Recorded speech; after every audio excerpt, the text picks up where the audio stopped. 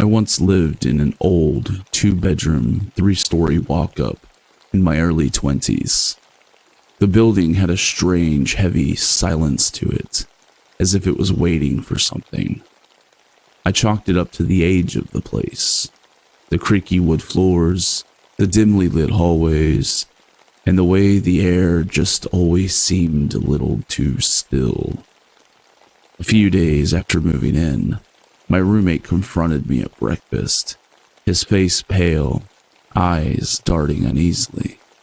He accused me of banging on the wall that separated our bedrooms in the dead of night and pacing back and forth across the apartment. I stared at him, confused. I had done no such thing. Maybe you were dreaming, I suggested. He wasn't convinced.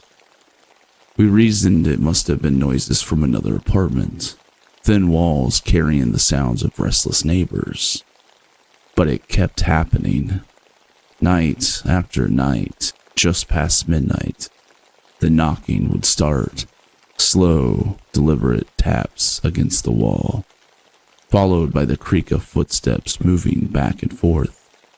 Sometimes it sounded like someone was right outside my door. Then the smell started.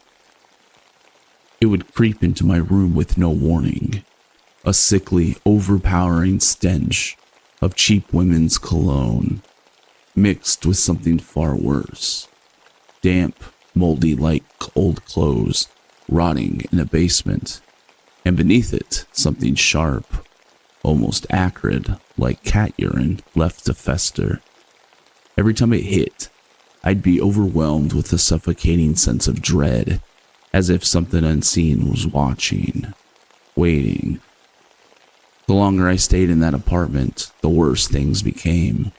My roommate lasted only 4 months before he broke lease and left without looking back, refusing to even find someone to take his place.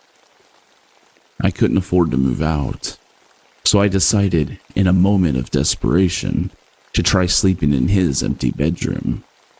Maybe whatever this was would stay confined to the old room of mine. That first night in his room, I had the most vivid nightmare I'd ever experienced. I was in the bathroom. The dim yellow light flickered, buzzing faintly overhead. The mirror above the sink was shattered, jagged shards still clinging to the frame. My reflection stared back at me, eyes hollow, mouth slightly open, in something between shock and despair. My hand lifted, a large, broken shard of glass gripped tight between my fingers. Slowly, deliberately, I dragged the edge across my cheek. I could feel the cold sting of the glass piercing my skin, and the warmth of blood seeping down my face. I woke up gasping. My heart was hammering. The mirror in the bathroom wasn't broken in reality, but nonetheless, I avoided looking at it for the days to come. Then the noises escalated. The bangs returned, louder, more insistent. The toilet would flush on its own in the middle of the night, and the bathtub faucet would twist open full blast, with water pouring into the tub at ungodly hours of the night. I would wake up drenched in sweat, the air thick with that awful smell. But the worst night, the night that finally broke me, came not long before I moved out. I was jolted awake at 2 a.m. by a deafening noise. My old analog TV had turned on by itself, its volume cranked to the max, blaring static before cutting to a late-night movie. My stomach twisted as I realized what was playing. Poltergeist. Of all the films.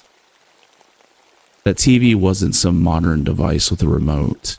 You had to physically turn a knob to change the channel, to adjust the volume, hell, to even turn it on. And yet, there it was, screaming in the darkness, casting flickering shadows across my walls. I barely slept after that.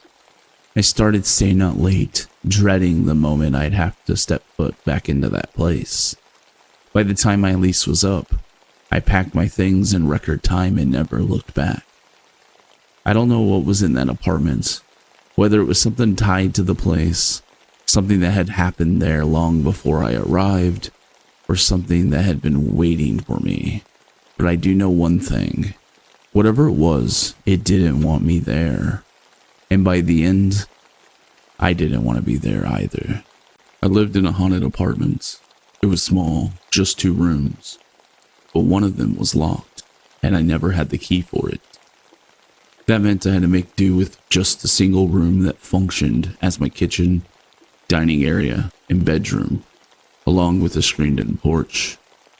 From the very first night, something about the place felt off. The air was thick, like the walls held their breath, waiting.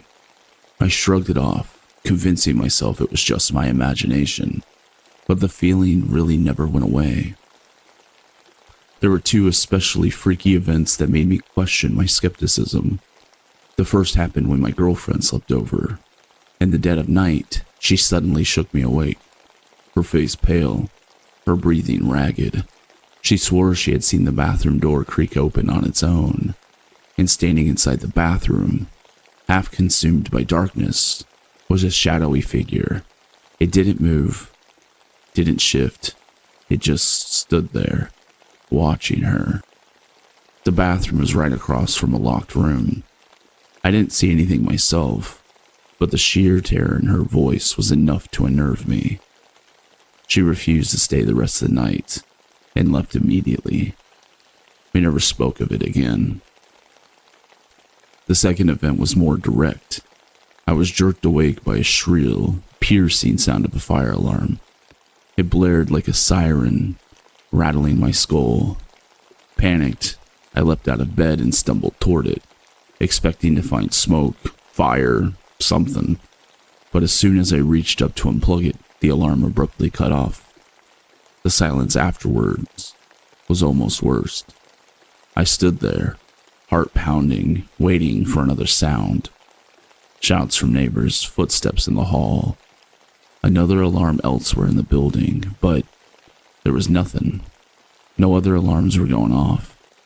It was as if the sound had just existed only in my apartment, and only for me.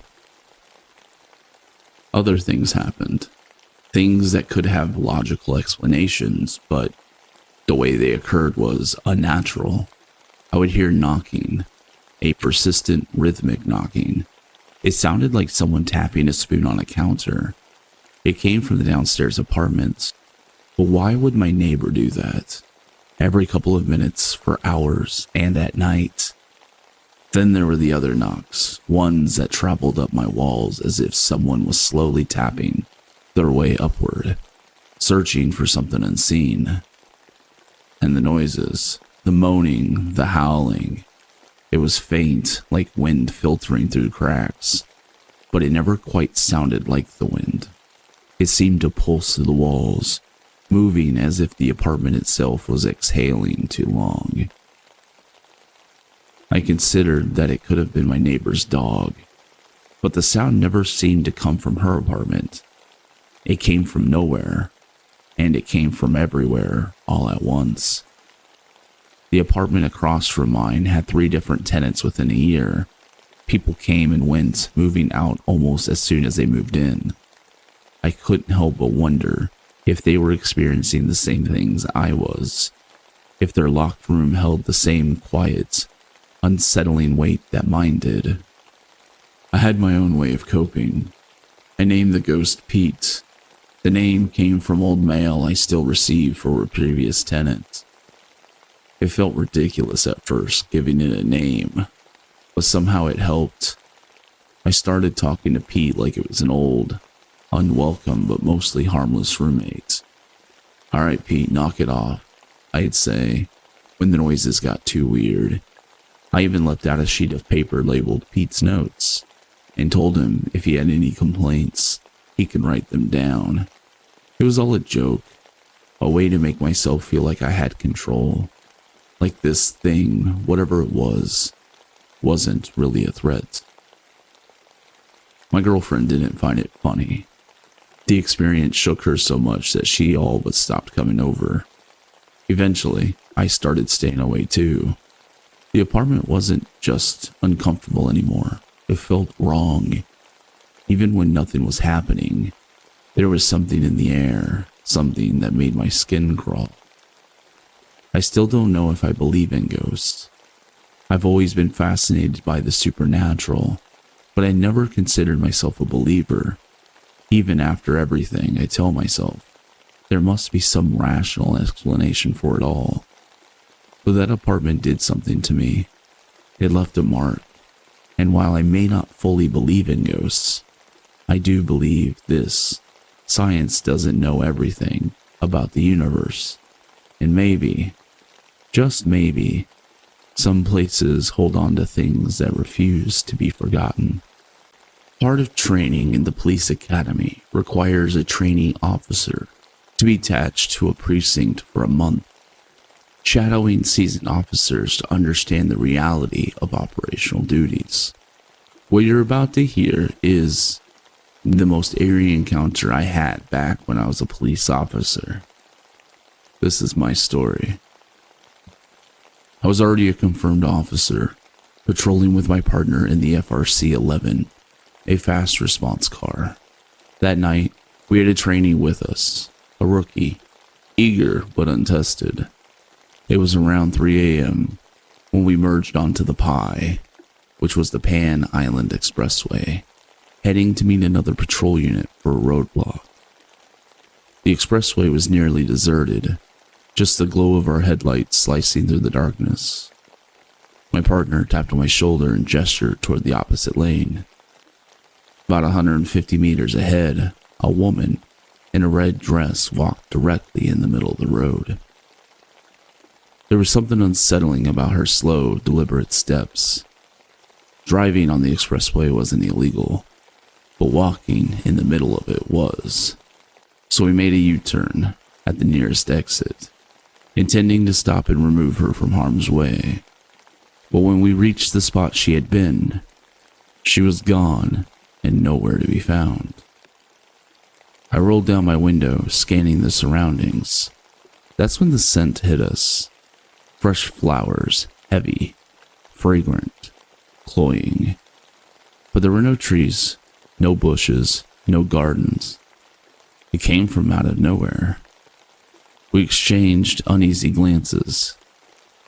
There's a belief, when the scent of flowers appears with no source, a spirit lingers nearby. With nothing else to be done, we continued to the roadblock, brushing off the unease. The night carried on. By 4 a.m., we were wrapping up when I overheard a fellow officer requesting relief. He had been standing by a crime scene since 2 a.m., an apparent suicide. A woman had jumped from a high-rise building about 1.5 kilometers from where we had seen the lady in red. A morbid idea had struck me. The trainee had yet experienced anything truly unsettling. My partner and I, hardened from years on duty, decided to bring him along to test his resolve. Upon arrival, the scene was grim. The body was covered with newspapers, a common practice back then. I noticed the victim was a woman. The wind shifted, lifting the edge of the paper just enough to catch a glimpse of the fabric beneath. Red. A gnawing feeling clawed at my gut. I peeled back the newspaper. My breath hitches. Lifeless face beneath. It was her, the woman from the expressway. The same red dress. My partner stiffened beside me, his voice hoarse. That's her. We definitely saw her. I turned to the officer guarding the scene. When did this happen? 1:30 a.m. he responds. I've been here since 2. We had seen her at 3. The Chinese believe that when a spirit takes their own life wearing red, they return as a vengeful spirit. I didn't believe in ghosts, not then. But as I looked at the pale, motionless form before me, I felt something staring back, and I knew we had not been alone on that road. It was August 1993, the Hungry Ghost Month, the time when the Chinese believe the gates of hell open, allowing spirits to roam the earth. It was on this night shift again, this time with a special constable, a national serviceman conscripted into the force. We patrolled near a complex when ops radioed in. Complaint and reports seeing a headless body floating outside our kitchen. I exchanged looks with my partner. What the hell do they expect us to do? Arrest the spirit for loitering? But orders were orders. When we arrived, a pale, trembling woman in her mid-20s opened the door. She barely spoke, only gesturing toward the kitchen with wide, terrified eyes. My partner stayed back to take her statement while I stepped inside. The air was thick, oppressive. I flipped the kitchen light switch, but nothing. Pulled out my flashlight, its beam cutting through the darkness. Outside the window was nothing but empty space. She lived on the 10th floor, but then my eyes drifted downward. Something red. A shape swayed in the branches of a tree far below. A gust of wind carried the unmistakable scent of flowers. My breath turned shallow. The hair on my arms stood on end. I forced myself to turn away, feigning ignorance. All clear. Returning to the living room, I questioned the woman. She had moved into the unit a month ago, her boyfriend away on business. Strange things had been happening, she admitted. Uneasy feelings, whispers in the night, and the smell of flowers at odd hours. I knew she wasn't lying. I also knew we were staying until dawn, not because protocol demanded it, but because we were not alone. This story stands out to me. It's rare to hear about the encounters from within China's police force, making it more unique. The events surrounding the officer make you wonder, did the spirit follow him throughout his career without him ever realizing it? Stories like these intrigue me the most because I've often pondered curses and the afterlife. Hearing such accounts always sends a chill down my spine. Thank you for watching. If you enjoyed this video, please leave a like. It really helps the channel grow. If you're not subscribed yet and want to support the channel, a follow would greatly be appreciated. And if you have a story you'd like narrated, drop a comment down below. Until next time, stay safe, and I'll catch you in the next one.